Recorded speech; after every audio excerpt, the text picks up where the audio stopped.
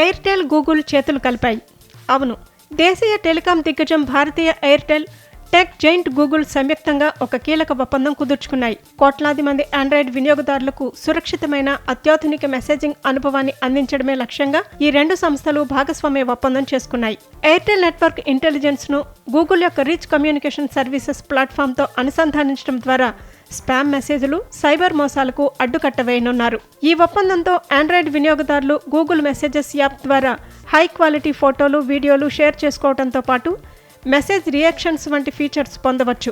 అయితే వినోదం కంటే భద్రతకే ఇరు సంస్థలు అధిక ప్రాధాన్యత ఇచ్చాయి. ఆర్టిఫిషియల్ ఇంటెలిజెన్స్ ఆధారిత స్పామ్ ఫిల్టర్లను ఉపయోగించి హానికరమైన లింకులను, అనుమానిత సందేశాలను ఈ వ్యవస్థ ఆటోమేటిక్గా గుర్తిస్తుంది.